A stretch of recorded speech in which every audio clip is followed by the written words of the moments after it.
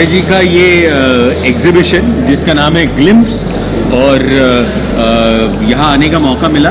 एक जैसे आर्टिस्ट हैं और जितने अच्छे इंसान हैं, बहुत सारा लोगों के लिए काम भी किया है। और आज एक पेंटिंग में जो नए प्रयोग हो रहे हैं उसमें सबसे आगे वाला हाथ विजय जी का है, जिन्होंने ये जो किंगडम सीरीज़ है उसका बड़ा अट्रैक्शन मुझे भी था, क्योंकि तस्वीरें देख रहे थे लेकिन आज देखने का मौका मिला। और ये नए कंटेम्पररी आर्ट में वुड और कलर का जो कॉम्बिनेशन है, आणि मधाच्या पोळ्याला काय म्हणतात हिंदीत? हनी। हाँ, हनीकोम को देखने की बड़ी इच्छा हो गई थी और वो बड़ा स्थायी भाव है उसमें, और ये आज की कला है जिसे और आगे लेके जाएगी बहुत सारे आर्टिस्ट। चले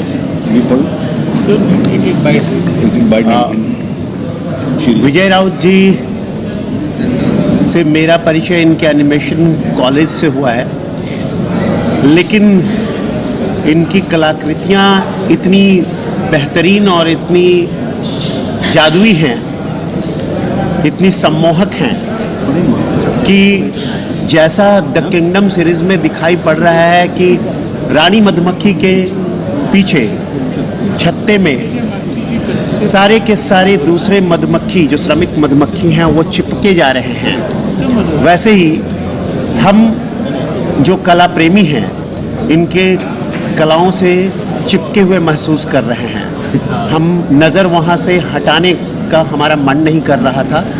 हम शायद यहाँ से जाने के बाद भी द किंगडम की क्वीन अर्थात रानी मधुमक्खी और उनके सेवक मधुमक्खियों के बीच के अंतर संबंधों को बहुत अच्छे तरीके से उकेरती हुई इस चित्रकलाओं को भूल नहीं सकते। वुड और कलर का जो कॉम्बिनेशन उन्होंने इतने बेहतरीन तरीके से किया है, उनके हाथों में जादू है, इसमें संदेह नहीं। दूसरी तरफ जो उन्होंने साधु सीरीज में मनोभावों को, साधु के मनोभावों को इतनी गहराई से खींचा है, उसमें जो भाव भरे हैं वो रंगों को वाटर कलर से, वो जो कि बहुत ही कठिन होता है, और उससे उन भावों को भरने में इतनी सटीकता दिखाई है, इतनी सूचकता दिखाई है कि वो अद्भुत है।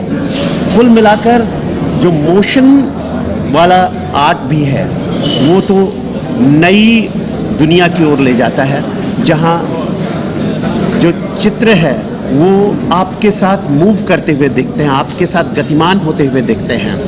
तो जीवन के रहस्यों के साथ, जहाँ रानी मधुमक्खी है, दूसरी मधुमक्खियाँ हैं, जीवन मतलब जीवन के विभिन्न रहस्यों को वहाँ पर वो उद्घाटित करती हैं, तो दूसरी तरफ अध्यात्म की तरफ ले जाने वाला साधु का सीरीज़ है, और तीसरी तरफ पोर्ट्रेट के बाद मोशन पिक्चर है जो हमें आगे बढ़ने का संदेश देता है। तो कुल मिलाकर एक नई भूमिका है और चित्रकला की दुनिया को एक नया संदेश देगी।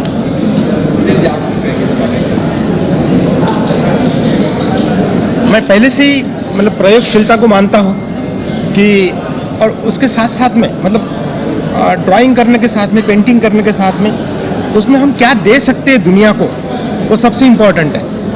तो जैसा अपन दे सकते हैं, कलाकार ऐसा होना चाहिए। शायद इसीलिए मैंने मेरे कला के साथ में वृद्धाश्रम भी किए, मेरे कला के साथ में मेरा स्कूल भी है, मेरे कला के साथ में मेरी प्रयोगशीलता भी है। और मुझे ऐसा लगता है कि मैं एक बात करूं और वही बात मैं दोहराते रहूं जिंदगी भर, उसमें कोई मतलब नहीं है। अगर मैं दुनिया को दे सकूं, कुछ लाया तो कुछ नहीं, अगर मैं देना चाहता हूं तो मुझे भगवान ने मौका दिया है देने का, मैंने देने की कोशिश की है, मैं वो कोशिश करता रहूँगा। धन्यवाद। आप अभिनेता है, हम शिल्पकार है, विजय राउत ऑलराउंडर आर्टिस्ट है। कभी छेड़ा जाता था कि आप तो अप्लाइड आर्टिस्ट है, जाहिरात करने वाले हैं, और आज आप देखेंगे वो कला का नेतृत्व कर रहे हैं कि मैं कला को बदला के दिखा सकता हूँ और मेरी कला वही मूल्य के साथ में लोग लेके आएगी कि दूसरे को मेरा लोहा मानना पड़ेगा कि मेरी कला आज की कला है। वाह। ये जो हुकूमत है उसके पीछे उनकी एक बहुत बड़ी परिश्रम लेने की क्षमता है। विजय एक ऑलराउंडर व्यक्ति है, उनका जो रियलिस्टिक स्ट्रोक है, उनकी जो कंप्यूटर के ऊपर बैठ के उसको एस्थेटिक फॉर्म में लाने की जो हिम्मत है और उनका पेंटिंग रिलीफ करके सामने निकालने की जो कला है, हम भी अपनी कला पेश करते हैं, लेकिन विजय राउत एक नया मोड़ लेके आए हैं। वो आज का मोड़ है, आज का दौर है। ये देश और दुनिया में एक कला संस्कृति में एक नई पहल है, समाज उसकी दखल ले, समाज इसका संग्रह कर ले, मीडिया इसको दिल चाहे अच्छी प्रसिद्धि दे, ताकि आने वाली जो पीढ़ी है इनसे प्रेरणा ले। ये मेरी शुभकामनाएं उनके लिए। वाह। अभी अब देखिए, विजय की कला हम 20 साल से फॉलो कर रहे हैं और इसकी पहली प्रदर्शनी उनकी जब करीबन 12 साल पहले हुई थी, 12-13 साल हो गए रहेंगे, वही जहांगीर में ही हुई थी। उसमें भी वो पेंटिंग को सिर्फ पेंटिंग की तरह नहीं बट एक स्कल्पटिंग की तरह स्कल्प्ट करते हैं। यहाँ भी अगर देखेंगे तो एक्सपेरिमेंट इतने हैं कि कैनवास पेंटिंग है, वाटर कलर है, 3D पेंटिंग है, मोशन पिक्चर है और जो पेंटिंग की है, जैसा सर ने कहा, सिंबॉलिक रूप की में ये हनीकॉम्ब की पेंटिंग में आया है, ये मैं मानता हूँ। हालांकि हनीकॉम्ब की पेंटिंग को अलग अलग तरह से आप रीडिंग कर सकते हैं। एज अ रियलिस्टिक पेंटिंग देख सकते हैं उसको, एज अ सिंबॉलिक पेंटिंग देख सकते हैं, एज अ उसको तो स्कल्पचर देख सकते हैं। तो ये नया ट्रेंड है, नया एक्सपेरिमेंट है। और जैसा इन्होंने कहा कि 20 साल आर्टिस्ट वही पेंटिंग करते हैं, उसकी जो तकनीक है वो भी सीखनी है। और 3D पेंटिंग की डिमांड, देखिए पेंटिंग की डिमांड तो सब जगह है। अभी इंडियन आर्ट आप देखा जाए तो इंडिया में वासुदेव गायतोंडे सर का जो पेंटिंग है, अभी अप्रैल के महीने में 42 करोड़ का रिकॉर्ड हुआ है। एक इंडियन आर्टिस्ट की पेंटिंग, वासुदेव गायतोंडे सर की पेंटिंग 42 करोड़ में सदबीज क्रिस्टी जैसे ऑक्शन में सेल होती है। तो इंडियन आर्ट ग्रोथ बहुत बड़ा है, डिमांड पेंटिंग की है। और मैं तो कहूँगा ये बहुत स्लो है, क्योंकि ये ढेर सारी चीज़ें करते हैं। ये स्कूल चलाते हैं, ये कॉलेज चलाते हैं, वृद्धाश्रम चलाते हैं, और एग्जीबिशन तो मुझे लगता है 12-15 साल बाद फिर से कर रहे हैं। पेंटिंग की डिमांड बहुत है, इन्होंने पहले से ही करनी चाहिए थी, वो करते भी है, लेकिन वो इतना काम कर रहे हैं, क्या क्या करेंगे।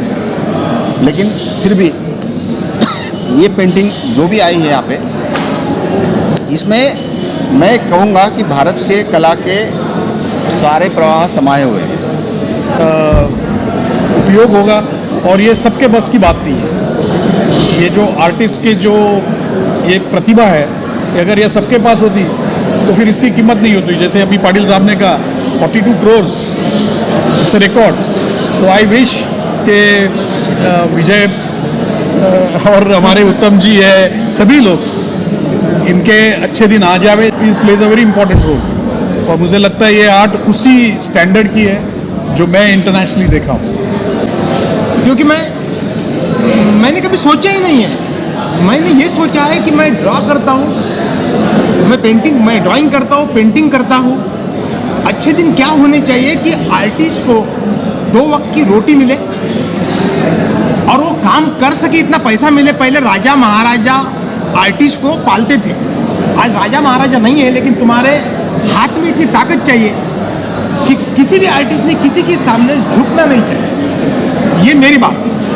मैंने आपको एक बात बोलता हूँ, ये मोशन पेंटिंग जो है, ये मोशन पेंटिंग्स को मुझे 2 इंटरनेशनल अवार्ड्स मिले जर्मनी के, लेंसस्टार land together award. You are playing a very good role in bringing good days. जब मैं एक जगह पे गया था IIT में और उन्होंने पूछा कि डिजिटल आर्ट को वैल्यू क्यों नहीं है, तो मैंने बोला उसको यूनिक बनाओ तो उसको वैल्यू है। मैं जब चंदा मामा पढ़ता था और चंदा मामा में देखता था कि बाबा लड़का जब कहानी पढ़ता है और उसमें उसका चित्र जिंदा हो जाता है, तो मेरे मन में ये थी जिंदा कैसे हो जाता है, हालचाल कैसे करता है। तो मैंने कोशिश की मेरे ड्राइंग में से मेरा ड्राइंग हालचाल करे विदाउट एनी डिवाइसेस, और वो मैंने करने की कोशिश की।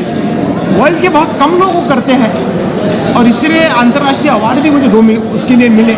इंडिया में ये बहुत कम लोग करते हैं क्योंकि आर्ट, इंजीनियरिंग और टेक्नोलॉजी का जो संगम है वो संगम होना जरूरी है, जिसको हम कॉन्टेम्प्ररी आर्ट बोलते हैं। तो व्हाट इज कॉन्टेम्प्ररी आर्ट? 1936 में जो कर रहे हैं 2022 में वही करेंगे क्या? तो 2022 में जो करना चाहते हैं तो लोगों को लगना चाहिए कि आर्ट का फ्यूचर ये है। हमको आर्ट को कितने अच्छे दिन आते हैं उसके बजाय आर्ट कहाँ पे जा रही है। वर्चुअल रियलिटी, ऑगमेंटेड रियलिटी, ये आज के आर्ट है। अब हम लोग सब लोग जी रहे हैं, बस यही तो अच्छे दिन है। 21st सेंचुरी में सभी आर्टिस्ट के अच्छे दिन हैं। जो समझते हैं कि मेरे अच्छे दिन नहीं है, उसने समझना चाहिए कि मेरे भी कुछ कमी है और हमारी कंपटीशन वर्ल्ड के साथ में है, तो हमने वर्ल्ड लेवल का काम करने की कोशिश करनी चाहिए बस।